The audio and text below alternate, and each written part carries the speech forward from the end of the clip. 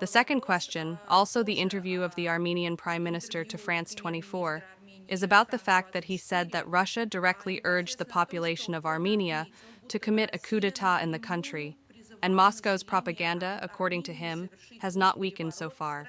But in fact, this is quite a serious accusation. Is this how Moscow views this statement by Pashinyan? Вот как в Москве расценивают это заявление Пашиняна? Вы знаете, хотелось бы I wish I always ask for facts. Were there any quotes about this? цитаты какие-то были на этот счет? There were quotes in Armenian media directly. Нет, я имею в виду цитаты. No, I mean quotes that would indicate that Russia made some statements. Are there any? I haven't seen any. Есть какие-то? Я не видела. So I don't know what we are talking about. If there are specific quotes, we can probably respond to them.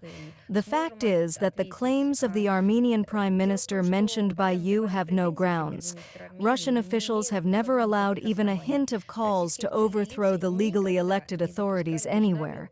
Moreover, by the way, I would like the authorities in Yerevan, when they talk about such things, to remember that we have the same approach towards the current authorities in Yerevan, towards the previous authorities in Yerevan, and in general towards any sovereign state.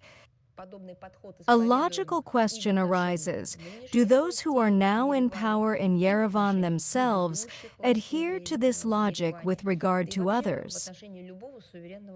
Do they follow this logic with regard to other countries, or with regard to their own internal political process? It seems to me that it would be a good idea to discuss this topic, because we remember the recent history, what happened a few years ago. But Russian officials have never even hinted at calls to overthrow the legitimately elected authorities. I will say it again. Could the same approach boast representatives of the current authorities of Armenia with regard to the Armenian leadership of the past? So if there was anything that took place in the public space, I don't know, these are questions to the journalists and the facts they provided. If there are doubts about these facts, Armenia's representatives can always use a refutation. We do that regularly. We have a section anti-fake, and we can refute them point by point. We can probably use some other judicial institutions to refute all this. Therefore, it seems to me that Moscow and Yerevan are really allies, and this is the main thing. Unfortunately, for some reason Yerevan pays the least attention to this. They consider under a magnifying glass some informational, component.